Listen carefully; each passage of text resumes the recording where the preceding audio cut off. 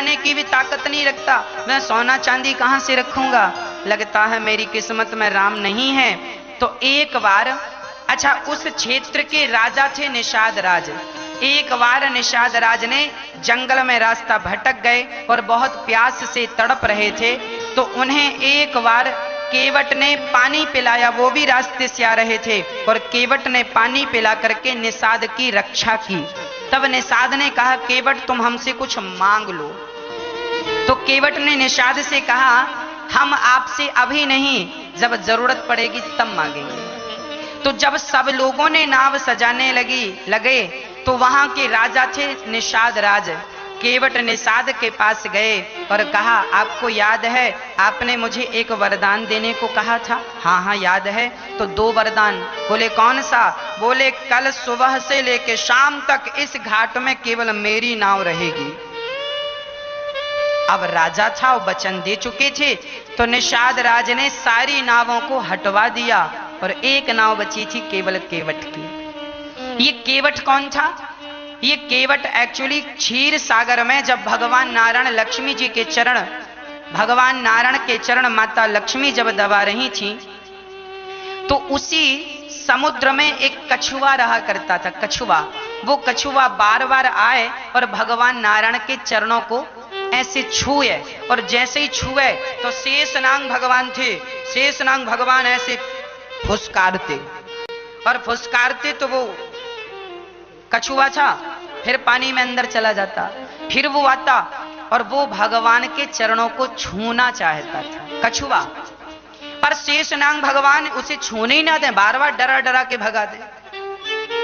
एक बार तो बहुत करीब आ गया और भगवान के चरणों को छूने ही लगा, तब भगवान शेषनाग भगवान ने ऐसी फुसकार लगाई, बेचारा कछुआ निपटने लगा, मरने लगा। तो मरते मरते उस कछुए ने भगवान से कहा, प्रभु आपके चरणों को स्पर्श करने की इच्छा है, आपके चरणों को स्पर्श करने की इच्छा लेके मर रहा हूं, बताओ मेरी इच्छा कब पूरी करोगे?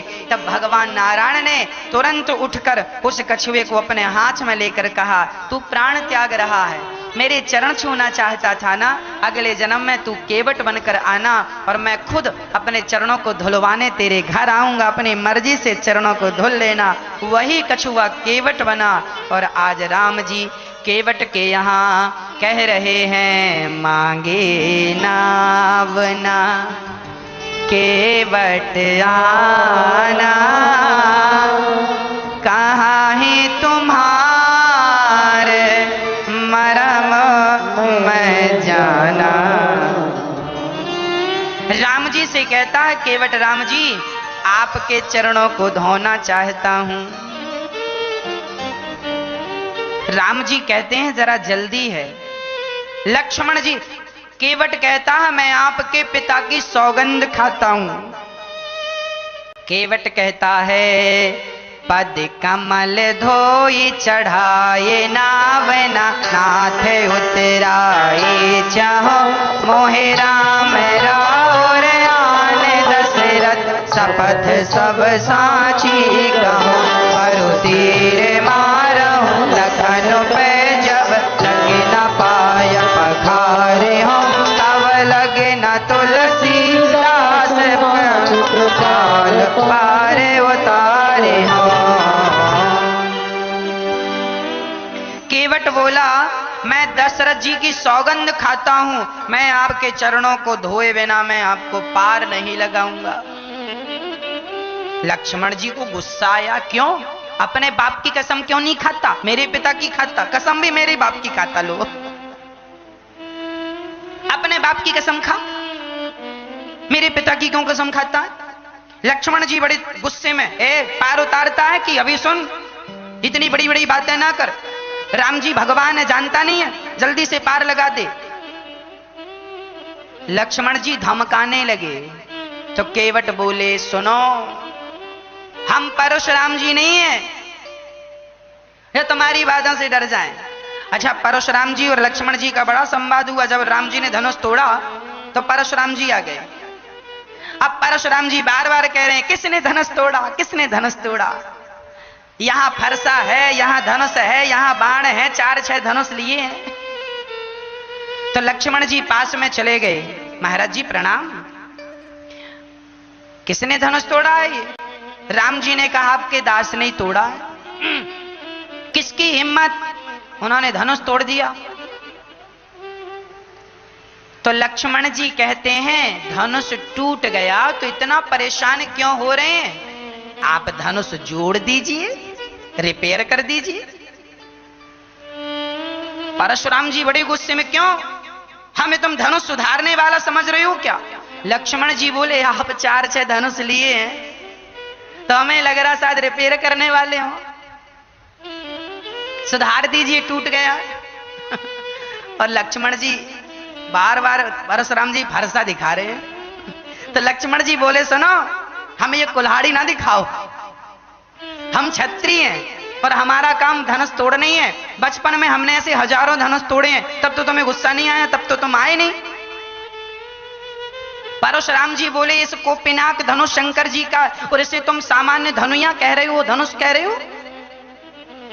लक्ष्मण जी बोले देखो क्षत्रिय के लिए तो सारे धनुष एक बराबर होते हैं, चाहे शंकर जी का हो चाहे किसी जी का हो। हमने तो धनुष हमारे भैया ने तोड़ दिया, अब क्या प्रॉब्लम है? तुम्हें ज्यादा दिक्कत हो रही है तो जोड़ दो, फेविकॉल मंगवा लो, फेविक्विक से जोड़ दो।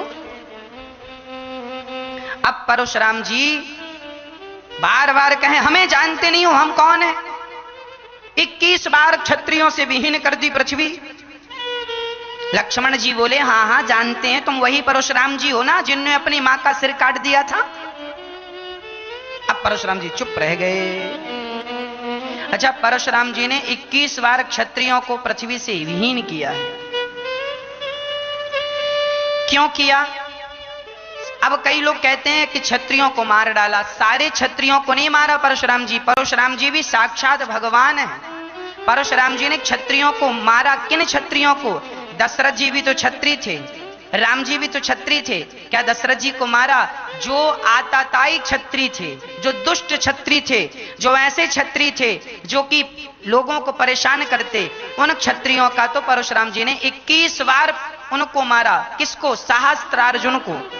सहस्त्रार्जुन नाम का एक व्यक्ति था, बड़ा आताताई था, उन दुष्टों को मारा जो अच्छे कोटि के क्षत्रिय थे। जनक जी भी क्षत्रिय थे, दशरथ जी भी, ये सब क्षत्रिय थे। यदि सबको मार दिया होता तो फिर ये भी मर जाते, पर नहीं, जो आताताई थे उनको मारा, सबको नहीं मारा परशुराम जी ने। अब लक्ष्मण जी कह रहे, उनको भड़का रहे हैं। परशुराम जी ने अपनी मां का सिर काट दिया था अपने पिता के कहने पर। बाद में फिर पिता ने कहा कि हमसे कोई वरदान मांगो, तब कह दिया परशुराम जी ने कि हमारी मां को जीवित कर दो। ऐसे महापुरुष थे कि मां का सिर अलग धड़ अलग और उनके पति ने जिंदा कर दिया। ऐसे परशुराम जी। अंत में भगवान को प्रणाम। लक्ष्मण जी कहते हमें मत डराना लक्ष्मण, परशुराम जी को तो तुमने फिर भी डरा दिया, और पिछले जन्म में शेषनाग भगवान बन के तुम खूब डराए हो, अब मत डराना हमें। यदि तुम हमें बाण मार दोगे तो हमें मरने से आज डर नहीं लग रहा है। क्यों? बोले रघुनाथ के प्राणन सो प्रिय बंधु, वही मुझे बाण से मारत है। मरता हूँ कहाँ सुचि गंग के तीर, रघुनाथ सुनाथ निहारत हैं। अपराध यही इस दास कहे, रघुनाथ के पाँव पखारत। लक्ष्मण जी, यदि आज आपने हमें मार दिया तो हमें मरने से डर नहीं लगेगा, क्योंकि आज मेरा मरना सफल हो जाएगा। आज मैं राम के भाई लक्ष्मण से मरूंगा, मेरा तो मरना भी सफल हो जाएगा। रघुनाथ से प्राणन सो प्रिय बंधु, वही मुझे बाण से मारत। मरता कहाँ हूं? गंगा के किनारे। यमराज पूछेंगे क्यों तुम मर के आए हो, तुमने क्या अपराध किया था? बोले मैंने अपराध यही किया था कि रघुनाथ के पांव पखारत हूं, यदि भगवान के चरण धोने की सजा मृत्यु दंड है तो लक्ष्मण जी मुझे मार डालो, मैं मरने को तैयार हूं, पर मैं बिना पांव धोए पार नहीं लगाऊंगा। सुनी केवट के बैन प्रेम लपेटे अटपटे, बेहसे करुणा ऐन चितये जानकी लखन तन। आज केवट के उल्टे सीधे वचन सुनकर, प्रेम की बातें सुनकर भगवान मुस्कुरा पड़े। अच्छा, राम जी मुस्कुराने क्यों लगे? केवट कहता मैं दोनों पांव धोऊंगा। राम जी लक्ष्मण और सीता की तरफ देख के मुस्कुराए। क्यों मुस्कुराए राम जी? राम जी इसीलिए मुस्कुराए क्योंकि राम जी के चरण ना हमेशा लक्ष्मण जी दबाते थे, रोज का नियम था। राम जी के पांव रोज लक्ष्मण जी दबाते थे। जब शादी हुई, सीता जी आई तो अभी सीता जी कमरे में थी और लक्ष्मण जी ने दरवाजा खटखटाया, खोलो। सीता माँ ने दरवाजा खोला। क्या है लक्ष्मण जी? हमें पांव दबाना है। अब लो, दुल्हन बैठी है और देवर जी कह रहे हैं भैया के पांव दबाना है। अब लक्ष्मण जी पांव दबाने लगे राम जी के। एक पांव दबाया 1 घंटे तक, दूसरा पांव 1 घंटे तक। सीता माँ बैठी बैठी जमाई ले रही हैं और लक्ष्मण जी जाने का नाम ही नहीं ले रहे कि जाएं कमरे से। चरण दबा रहे हैं लक्ष्मण जी। दूसरे दिन फिर हुआ, दूसरी रात फिर आई, फिर लक्ष्मण जी ने दरवाजा खटखटाया। सीता माता को लगा हो सकता आज आए, पर रोज आ रहे हैं। तब लक्ष्मण जी से सीता मां ने एक दिन कहा, भैया लक्ष्मण एक बात कहें? हाँ कहो मां, क्या बात है? बोले आपसे हम कुछ मांगना चाहते हैं। हाँ हाँ मां मांगो, आप जो मांगेंगी देंगे। तो फिर एक काम करो, ये जो चरणों की सेवा है ना जो आप करते हैं, ये सेवा हमें दे दीजिए, हम राम जी के चरण दबाया करेंगे। लक्ष्मण जी बोले मैं विचार कर लूं। लक्ष्मण जी ने सोचा। हाँ मां हो सकता है, पर मैं दोनों पांव नहीं दे सकता आपको। एक प्रॉपर्टी मेरे पास रहेगी, एक आप रख लो। तो एक पांव आप दबाया करें, एक पांव हम दबाया करें। राम जी के दोनों चरण जो है ना, एक चरण सदा लक्ष्मी जी दबाती हैं और एक चरण उनके भक्तों के लिए खाली रहता है। अब लक्ष्मण जैसे भक्त बनकर आप भी दूसरे पांव को आप भी दबा सकते हैं, अपना नाम भक्तों की लिस्ट में दर्ज करा सकते हैं। एक पांव लक्ष्मी जी हमेशा दबाती हैं, सदा दबाती हैं, दूसरा पांव खाली है। ये किसके लिए खाली है? हम जैसे तुच्छ भक्तों के लिए। एक तरफ लक्ष्मी जी बैठी हैं, दूसरी तरफ आप बैठ जाओ और भगवान के चरणों को दबाने लगो। लक्ष्मण जी दबा रहे हैं और एक तरफ से सीता जी। तो केवट कह रहा मैं दोनों पांव धोऊंगा।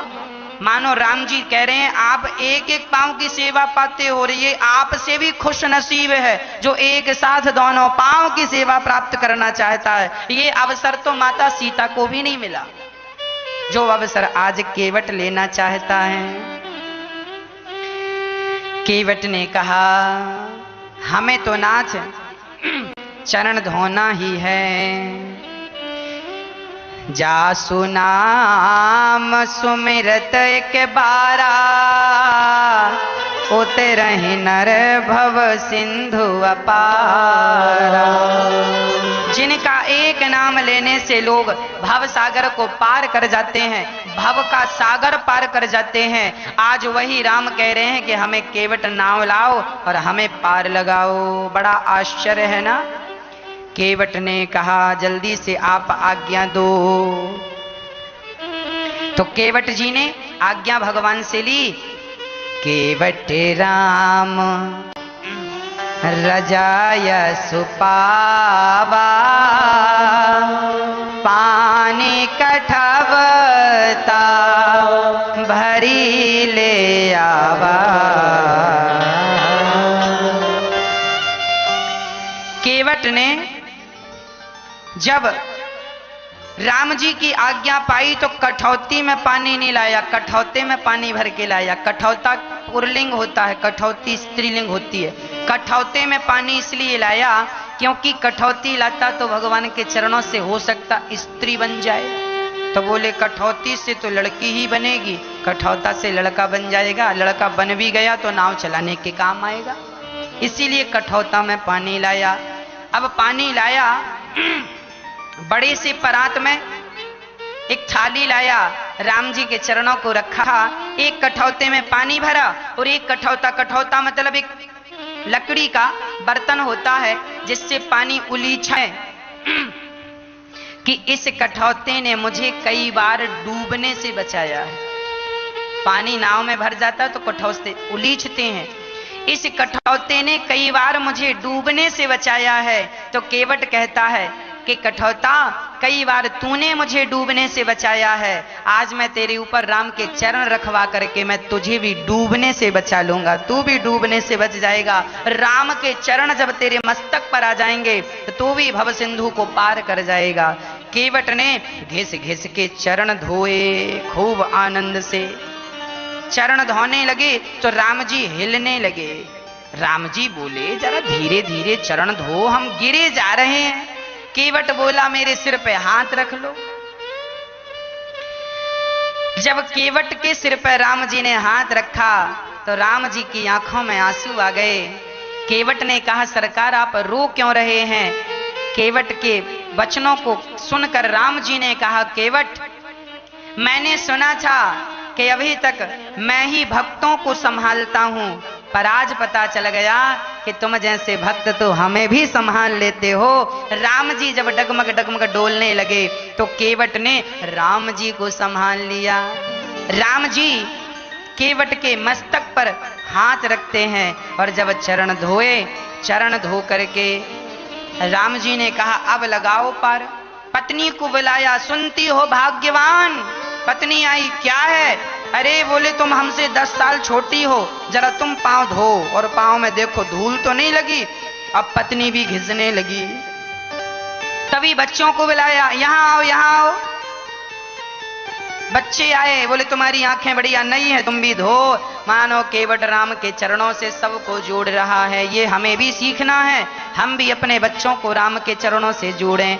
और केवट सबको, अब राम जी बोले अब देर ना लगाओ, पांव धुल लिए, अब आप हमें पार लगाओ। केवट बोले सरकार अभी पार नहीं लगा सकता, अभी जो वेटिंग में खड़े हैं जो आपसे पहले थे उन्हें पार लगाऊंगा। राम जी बोले यहां तो हम ही हैं और दूसरा तो कोई नहीं है। केवट बोले सरकार हमारे जो पूर्वज हैं इनको हमारे जो पद पखारे जलपान करे, आप सहित परिवार पितर पार करी प्रभु पुनि मुदित गयों ले पार। अपने आप को चरणामृत पिया, अपने पितरों के नाम से चरणामृत छोड़ा, तो भगवान के चरणों का चरणामृत जब पितरों के नाम से छोड़ा तो केवट के सारे पितर तर गए, पितर पार ही सब पार हो गए, जो वेटिंग में थे सब पार हो गए। आकाल मृत्यु हरणम सर्वव्याधि विनाशनम विष्णु पादोदगम पीत्वा पुनर्जन्म न विद्यते। भगवान के जासु नाम सुमिरत एक बारा उतरहि नर भव सिंधु अपारा। जिनका एक नाम लेने से लोग भव सागर को पार कर जाते हैं, भव का सागर पार कर जाते हैं, आज वही राम कह रहे हैं कि हमें केवट नाव लाओ और हमें पार लगाओ। बड़ा आश्चर्य है ना। केवट ने कहा जल्दी से आप आज्ञा दो। तो केवट जी ने आज्ञा भगवान से ली। केवट राम रजाय सुपावा पानी कठवता भरी ले आवा। केवट ने जब राम जी की आज्ञा पाई तो कठौती में पानी नहीं लाया, कठौते में पानी भर के लाया। कठौता पुरलिंग होता है, कठौती स्त्रीलिंग होती है। कठौते में पानी इसलिए लाया क्योंकि कठौती लाता तो भगवान के चरणों से हो सकता स्त्री बन जाए। तो बोले कठौती से तो लड़की ही बनेगी, कठौता से लड़का बन जाएगा। लड़का बन भी गया तो नाव चलाने के काम आएगा, इसीलिए कठौता में पानी लाया। अब पानी लाया, बड़े से परात में एक थाली लाया, राम जी के चरणों को रखा। एक कठौते में पानी भरा और एक कठौता मतलब एक लकड़ी का बर्तन होता है जिससे पानी उलीछे कि इस कठौते ने मुझे कई बार डूबने से बचाया है।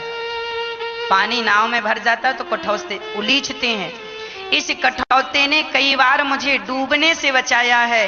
तो केवट कहता है कि कठौता, कई बार तूने मुझे डूबने से बचाया है, आज मैं तेरे ऊपर राम के चरण रखवा करके मैं तुझे भी डूबने से बचा लूंगा, तू भी डूबने से बच जाएगा। राम के चरण जब तेरे मस्तक पर आ जाएंगे तो तू भी भव सिंधु को पार कर जाएगा। केवट ने घिस घिस के चरण धोए, खूब आनंद से चरण धोने लगे तो राम जी हिलने लगे। राम जी बोले जरा धीरे धीरे चरण धो, हम गिरे जा रहे हैं। केवट बोला मेरे सिर पे हाथ रख लो। जब केवट के सिर पर राम जी ने हाथ रखा तो राम जी की आंखों में आंसू आ गए। केवट ने कहा सरकार आप रो क्यों रहे हैं? केवट के वचनों को सुनकर राम जी ने कहा केवट, मैंने सुना था कि अभी तक मैं ही भक्तों को संभालता हूं, पर आज पता चल गया कि तुम जैसे भक्त तो हमें भी संभाल लेते हो। राम जी जब डगमग डगमग डोलने लगे तो केवट ने राम जी को संभाल लिया। राम जी केवट के मस्तक पर हाथ रखते हैं और जब चरण धोए, चरण धो करके राम जी ने कहा अब लगाओ पार। पत्नी को बुलाया, सुनती हो भाग्यवान? पत्नी आई, क्या है? अरे बोले तुम हमसे 10 साल छोटी हो, जरा तुम पांव धो, और पांव में देखो धूल तो नहीं लगी। अब पत्नी भी घिसने लगी। तभी बच्चों को बुलाया, यहां आओ यहां आओ। बच्चे आए, बोले तुम्हारी आंखें बढ़िया नहीं है, तुम भी धो। मानो केवट राम के चरणों से सबको जोड़ रहा है। ये हमें भी सीखना है, हम भी अपने बच्चों को राम के चरणों से जोड़ें। और केवट सबको, अब राम जी बोले अब देर ना लगाओ, पांव धुल लिए, अब आप हमें पार लगाओ। केवट बोले सरकार अभी पार नहीं लगा सकता, अभी जो वेटिंग में खड़े हैं जो आपसे पहले थे उन्हें पार लगाऊंगा। राम जी बोले यहां तो हम ही हैं और दूसरा तो कोई नहीं है। केवट बोले सरकार हमारे जो पूर्वज हैं इनको हमारे जो पद पखारे जलपान करे, आप सहित परिवार पितर पारो करी प्रभु पुनि मुदित गयों ले पार। अपने आप को चरणामृत पिया, अपने पितरों के नाम से चरणामृत छोड़ा तो भगवान के चरणों का चरणामृत जब पितरों के नाम से छोड़ा तो केवट के सारे पितर तर गए, पितर पार सब पार हो गए, जो वेटिंग में थे सब पार हो गए। आकाल मृत्यु हरणम सर्वव्याधि विनाशनम विष्णु पादोदगम पीत्वा पुनर्जन्म न विद्यते। भगवान के चरणामृत की महिमा है।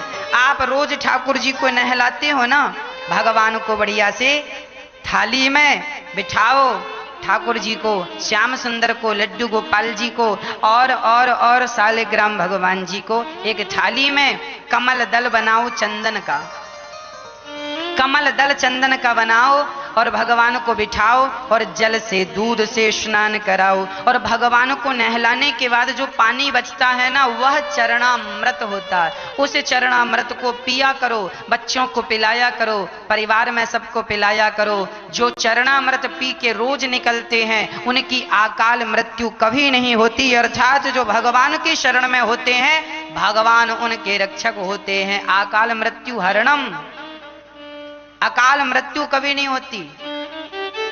किसकी? जो भगवान के चरणामृत का नित्य सेवन करता है।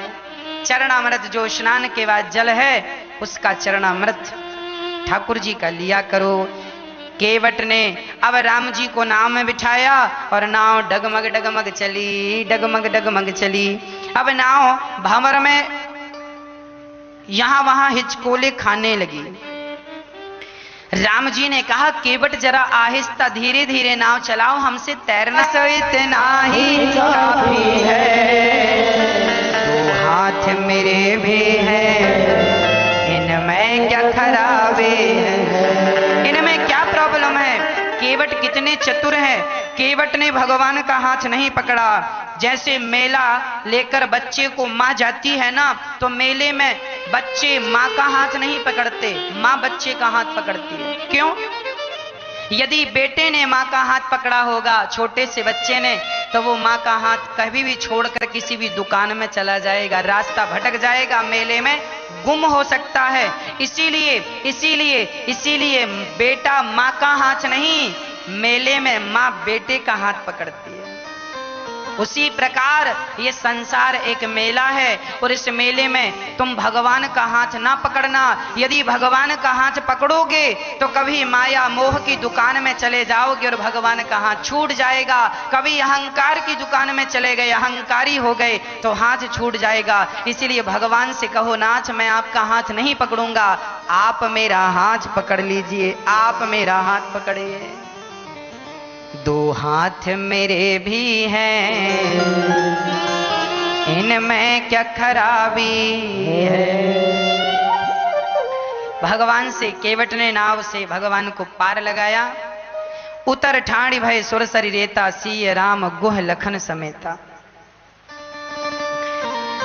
केवट भगवान से चरण धूली भगवान की माथे पे रख रहा है।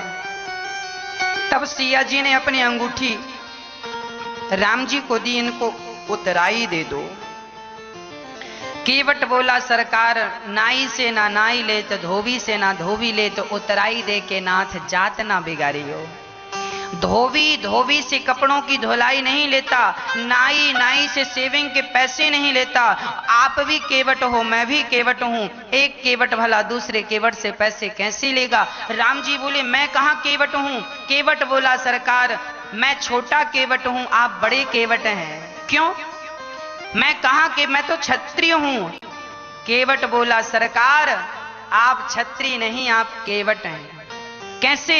बोले, आप मेरे घाट आए तो मैंने आपको पार लगा दिया, जब मर करके आपके घाट आऊंगा तो आप भव सागर से पार लगा देना। मैं भी पार लगाता हूं, आप भी पार लगाते हैं, फर्क कितना है? मैं गंगा से पार उतारता हूं, आप भव सागर से पार लगाते हैं। तो नाथ, जब आप मेरे घाट आए सो मैंने पार लगाया, जब मैं आपके घाट आऊं तो आप मुझे पार लगा देना, है ना?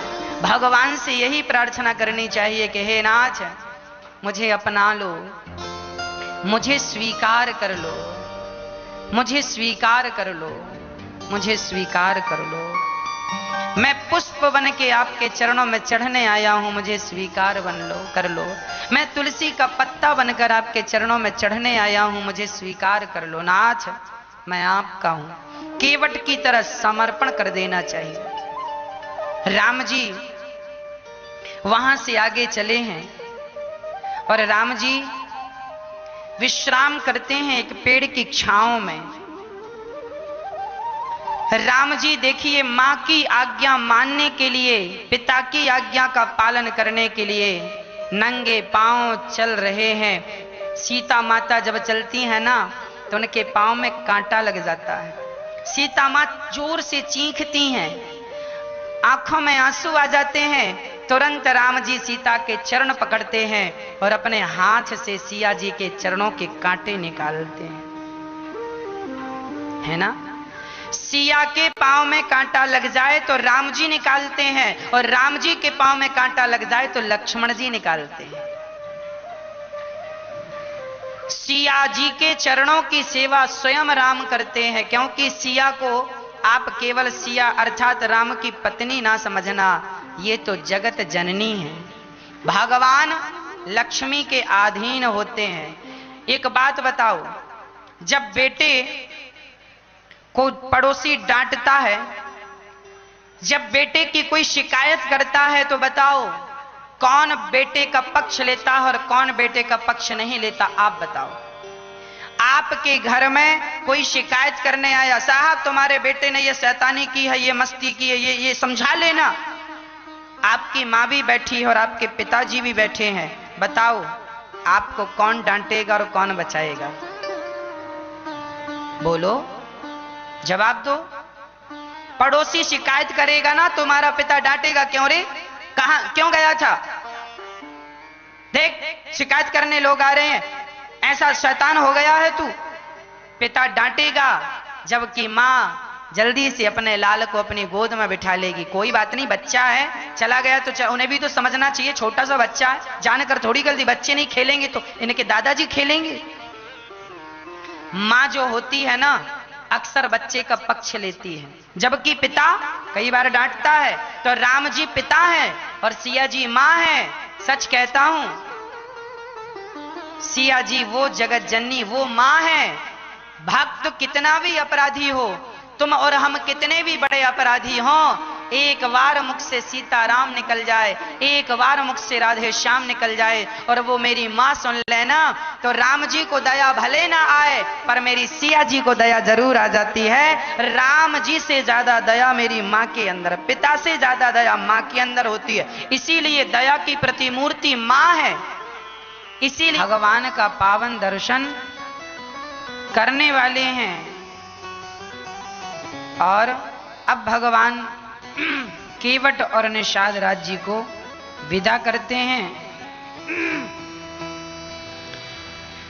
भगवान थके हुए थे और गांव की स्त्रियां भगवान को देख रही हैं। दूर दूर से गांव की स्त्रियां भगवान को देखने के लिए, बच्चे, स्त्रियां, पुरुष सब आ रही हैं और भगवान की सुंदरता देखकर सब मनमोहित हो रही हैं। कितने सुंदर हैं रघुनाथ जी, कितनी सुंदर हैं जानकी माता।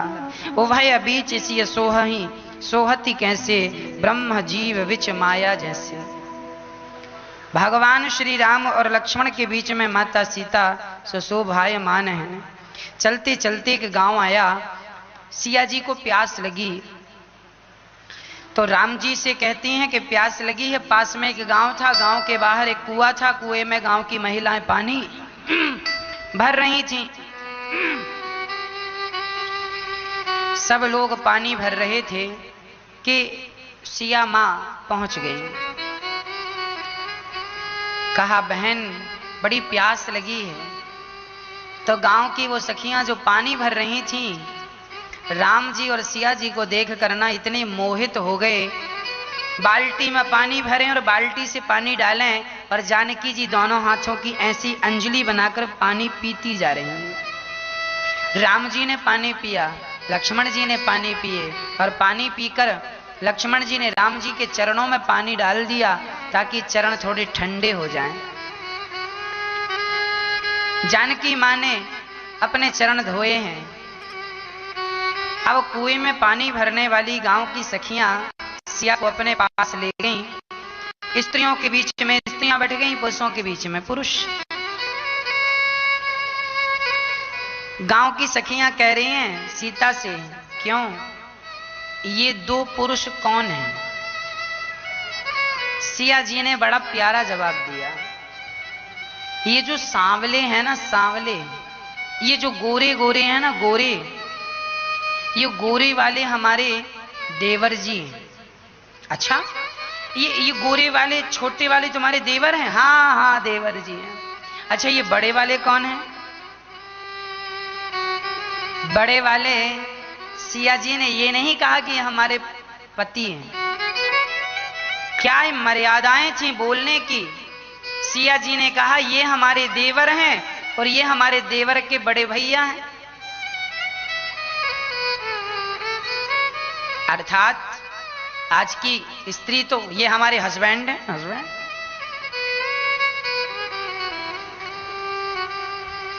आपके हस्बैंड हैं, आपके पति हैं, ठीक है।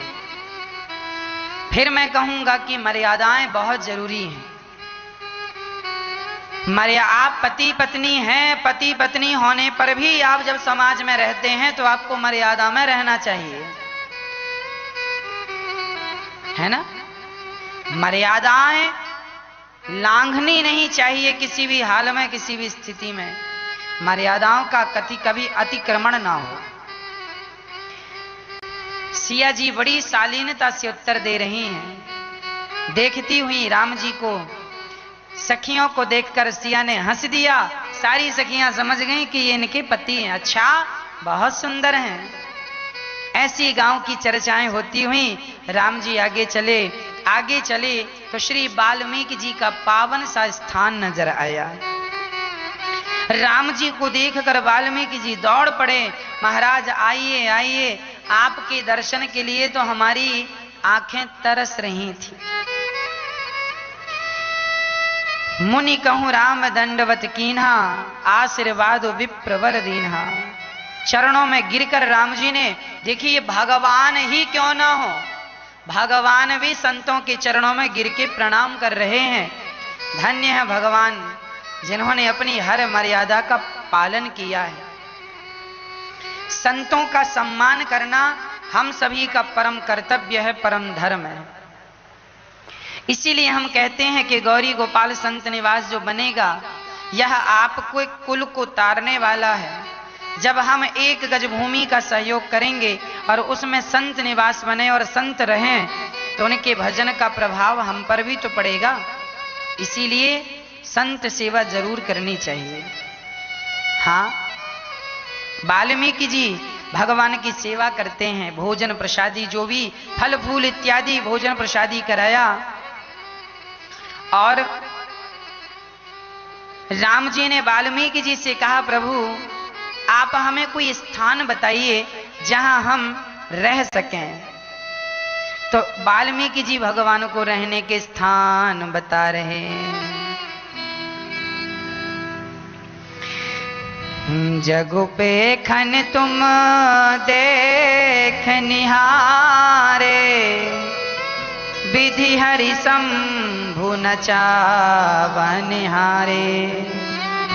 वाल्मीकि जी ने कहा, वाह प्रभु, जो ब्रह्मा और शंभु को भी नचाते हैं, वो आज हमसे पूछ रहे हैं कि हम कहाँ रहें। आप ही बता दो, आप कहाँ नहीं हैं। जब राम जी ने कहा कि हमें रहने का कोई स्थान बताओ, हम कहाँ रहें, तो राम जी से पूछ लिया वाल्मीकि जी ने, आप ही बताइए कौन सी जगह है जहां आप नहीं हैं। हरि व्यापक सर्वत्र समाना, आप सब जगह हैं। राम जी ने कहा, हम सामान्य लीला कर रहे हैं, सामान्य स्थान बताइए। तब उन्होंने कहा कि सुनिए प्रभु, कर नित्य करहि राम पद पूजा, राम भरोसे हृदय नहीं दूजा। अब राम जी को कह रहे हैं वाल्मीकि जी, आप यहां रहो। कहां? बोले, जिनके हृदय में सदा आप विराजते हो, अर्थात जो दिन रात आपका चिंतन करता हो। प्रभु आप जाओ, ऐसे भक्तों के हृदय में जाकर के बैठ जाओ। आपका स्थान कहां है? भक्तों का हृदय। चरण राम तीर्थ चली जाही, राम बसहु तिनके मन माही। जिनके चरण तीर्थों की ओर जा रहे हैं, जो लोग तीर्थ यात्रा करते हैं ना, ऐसों के हृदय में जाकर के आप बैठ जाइए। हमारे हिंदू धर्म में तीर्थ यात्रा लोग करते हैं।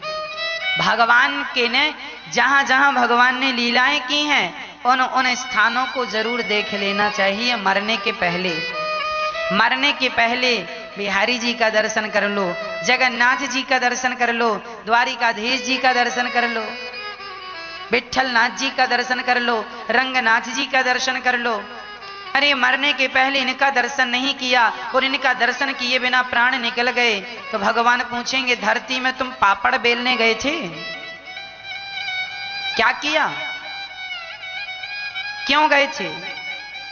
तो इसीलिए तीर्थ यात्रा भी कर लेनी चाहिए, और तीर्थ यात्रा समय रहते कर लेना चाहिए। बुढ़ापे का इंतजार नहीं करना चाहिए, बुढ़ापा आएगा तब तीर्थ यात्रा करेंगे।